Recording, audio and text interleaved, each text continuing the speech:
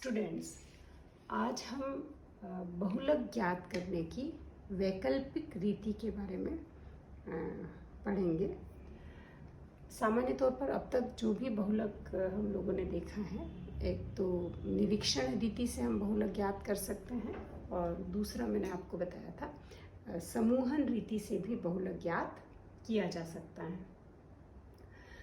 समूहन रीति का जब हम प्रयोग करते हैं तो इससे पिछली क्लास में हम लोग पढ़ चुके हैं कि हम किस तरीके से फ्रीक्वेंसी के अलग अलग टेबल बनाते हैं और उनमें जो भी हाईएस्ट फ्रीक्वेंसी होती है उसको मार्क करते हुए हम समूहन रीति के माध्यम से बहुलक वर्ग को ज्ञात करते हैं। यहाँ पर आप इस क्वेश्चन में देख सकते हैं कि आपको एक सवाल दिया हुआ है, इसमें क्लास इंटरवल दिए हुए हैं, वर्गांतर दिए हुए हैं 0 से 5, 5 से 10, 10 से 15, 35 से 40 तक और उसके साथ ही फ्रीक्वेंसी आपको दी हुई है। अब यदि आपसे इस तरीके के प्रश्न में बहुलक पूछा गया है कि बहुलक कितना होगा, तो सबसे पहले हम क्या ज्ञात करेंगे, बहुलक वर्ग कौन सा होगा। तो बहुलक वर्ग ज्ञात करने के लिए हम जब समूहन रीति का प्रयोग करते हैं तो ये सारे स्टेप्स मैं आपको इससे पिछली क्लास में बता चुकी हूँ। मोड वाले जो लेक्चर मैंने डाले हैं उनमें आप देखिएगा, तो ये सारे स्टेप्स आपको समझ में आ जाएंगे। यहाँ आप इस तरीके से ये जो फ्रीक्वेंसी हैं इसको अलग अलग 6 खानों में योग कर करके इसके ग्रुप बना के लिखते हैं और फाइनली हम जब टोटल करते हैं तो यहाँ आप देख सकते हैं कि जो फ्रीक्वेंसी आई है हमारे पास में वो क्या है, 2 बार ये क्या आया है, 2 बार 5 और 5 है हमारे सामने। तो जब 2 बार 5 और 5 है तो ऐसी स्थिति में कहीं ना कहीं हमें क्या लग रहा है कि ये दोनों वर्ग 15 से 20 वाला वर्ग और 20 से 25 वाला वर्ग दोनों ही क्या है, बहुलक है। तो 2 वर्ग तो बहुलक नहीं हो सकते। तो ऐसी स्थिति में हम लोग क्या करेंगे, दोनों वर्गों को लेंगे, 15 से 20 वाला वर्ग और 20 से 25 वाला वर्ग। 15 से 20 वाले वर्ग का जो F1, F0 और F2 है, 15 से 20 वाले वर्ग का F1, F0, F2 क्या होगा, ये तो क्या होगा F1, इसके जस्ट सामने वाला, ये F0 और ये F2, इन तीनों को यानी 21, 13 और 20, 21, 13 और 20 को जोड़ेंगे। ठीक वैसे ही एक और वर्ग जो दूसरा वर्ग है जिसकी आवृत्ति भी हमें कितनी मिली है, यहाँ पर 5 मिली है, तो उसमें भी हम क्या करेंगे, उसका भी F1, F0 और F2 को जोड़ देंगे। और यहाँ पर दोनों ही वर्ग की, चूंकि वहाँ समूहन रीति में समान आवृत्ति आई है, दोनों की ही 5 और 5 बार आई है दोनों आवृत्ति, तो ऐसी स्थिति में हम फाइनली बहुलक वर्ग को ज्ञात करने के लिए क्या करते हैं, 15 से 20 वाले वर्ग का F0, F1, F2 और 20 से 25 वाले वर्ग का भी F0, F1 और F2 को जोड़ते हैं और जिसका योग, जिसकी इन तीनों आवृत्तियों का योग ज़्यादा होगा उसे हम क्या मानेंगे, बहुलक वर्ग मानेंगे। तो यहाँ पर किस आवृत्ति का योग सबसे ज़्यादा है, तो यहाँ आप देख सकते हैं कि जो 20 से 25 वाला आवृत्ति है उसका F0, F1 और F2 का योग 56 है और 15 से 20 वाले वर्ग की जो आवृत्ति है उसमें F0, F1, F2 का योग 54 है। तो इस 56 हमें यहाँ ज़्यादा है, इसलिए आपका बहुलक वर्ग कौन सा रहेगा, 20 से 25 वाला वर्ग क्या माना जाएगा, बहुलक वर्ग माना जाएगा। ये जो प्रक्रिया है ये मैं आपको पिछली क्लास में बता चुकी हूँ, समझा चुकी हूँ। तो आप अगर वापस आपको देखना है तो आप उस पिछली क्लास को दोबारा देखें, तो वहाँ आपको ये समझ में आ जाएगा। ये समूहन रीति का हमने प्रयोग किया है। और लेकिन समूहन रीति का प्रयोग करने के बाद जब हम योग करते हैं, वहाँ योग दोनों आप देखिए, 2 में 5 और 5 आया है, टोटल आप लास्ट में देख सकते हैं। इसमें क्या है, 2 वर्ग की आवृत्तियाँ एक जैसी हैं, तो ऐसे में हम इसका भी F0, F1, F2 और 20 से 25 का भी F0, F1, F2 को जोड़ेंगे, जिसका ज़्यादा होगा। यहाँ ज़्यादा किसका है, 20 से 25 का, तो वो क्या कहलाएगा? बहुलक वर्ग कहलाएगा। इसके आगे की प्रक्रिया हम बिल्कुल पहले जैसी ही रखते हैं, जो हमने पहले सवाल सॉल्व किए हैं।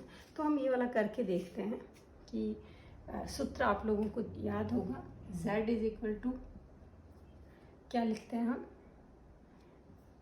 L1 plus F1 minus F0 upon 2 F1 minus F0 minus F2 into I। अब यहाँ इस सवाल में ये आपका बहुलक वर्ग है, ये 20 क्या है? F। बहुलक वर्ग के सीधा सामने वाला क्या होता है? F1। ये क्या होगा? F0। और ये वाला क्या होगा आपका? F2। ठीक है।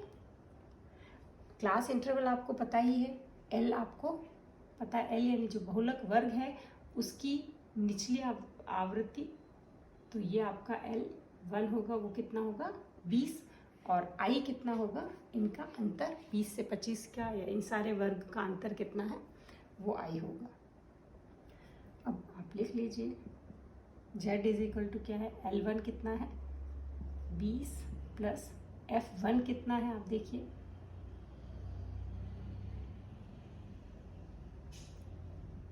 20 माइनस F0 कितना है? यहाँ आप देख सकते हो F0 कितना है? 21 upon 2 into 20 minus 21 minus F2 कितना है? 15 इंटू I कितना है आपका? 5। क्लियर? अब आप जब इसको सॉल्व करते हो तो आपका क्या आता है? Z is equal to 20 plus ये कितना है? 20 माइनस 21, तो कितना आ जाएगा? -1। नीचे आपका क्या आ जाएगा? ये कितना हो गया? 40, 20 और ये क्या हो गया? 20 इंटू 2 40, और ये दोनों माइनस के ऐड हो जाएंगे, तो ये कितना हो जाएगा? हो जाएगा 36। तो 40 में से 36 बाकी गया, तो कितना बचा आपका? 4 इंटू 5, तो Z आपका होगा 20। अब ये माइनस है तो कितना हो जाएगा? -5 माइनस 1 इंटू 5 कितना हो जाएगा? -5 अपॉन 4। तो Z आपका होगा 20 माइनस, ये प्लस माइनस क्या हो जाएगा? माइनस हो जाएगा, तो 20 माइनस 1.25, तो वो आपका होगा 18.75। क्लियर? तो Z यहाँ पर आपका क्या हो जाएगा? इस सवाल में Z कितना हुआ? इस सवाल में Z आपका होता है 18.75। तो जब Z आपका 18.75 है, तो यहाँ आप एक चीज़ देखिए, मैंने आपको इससे पहले की क्लास में भी बताया था कि बहुलक हमेशा किस में से आएगा? बहुलक वर्ग में होना चाहिए, यानी 20 से लेकर 25 के बीच में कहीं होना चाहिए। ये आप हमेशा चेक कीजिए, भले आप x बार कर रहे हैं, भले आप मीडियन m निकाल रहे हैं, मीडियन या z, जो भी जिसका भी आप आकलन कर रहे हैं, वो किस में से आना चाहिए? उस वर्ग में से आना चाहिए। तो यहाँ पर हमारा वर्ग तो 20 से 25 है, तो 20, 21, 22, 20 से ज़्यादा 25 से कम इन बिटवीन कहीं होता तो बहुलक सही होता। पर यहाँ तो क्या हुआ? इस 20 से भी कम है हमारा बहुलक, तो ऐसे में ये बहुलक सही नहीं है। तो ऐसी स्थिति में हम किसका प्रयोग करेंगे? वैकल्पिक सूत्र का प्रयोग बहुलक ज्ञात करने के लिए करेंगे।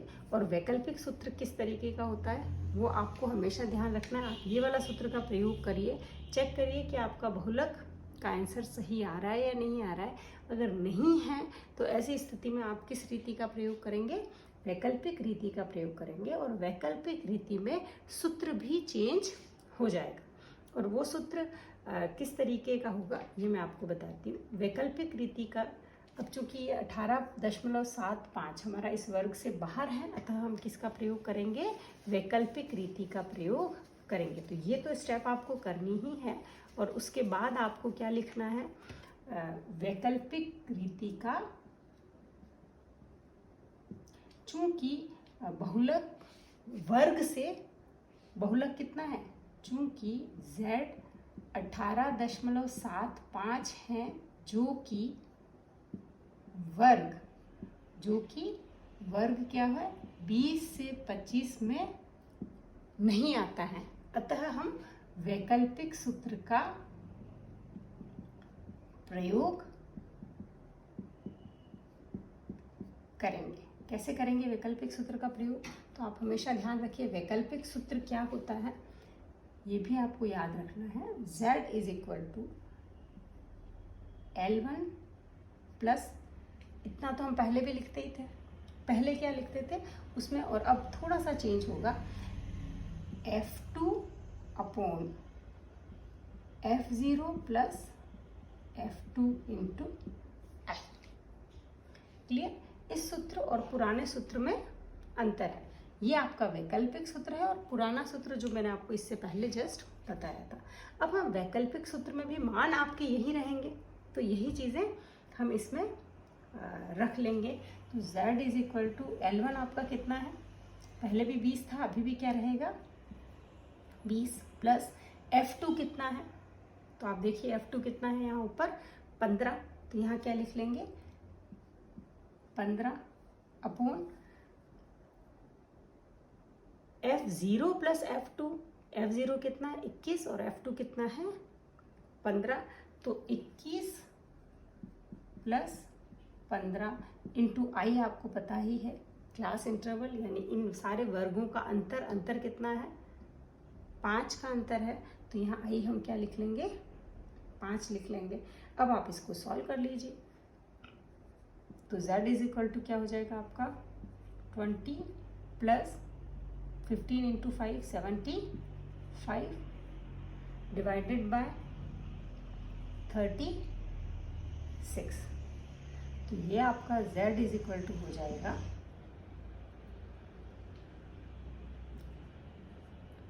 20 प्लस 2.08, यानी z आपका होगा 22.08, ये आपका क्या हो जाएगा z हो जाएगा।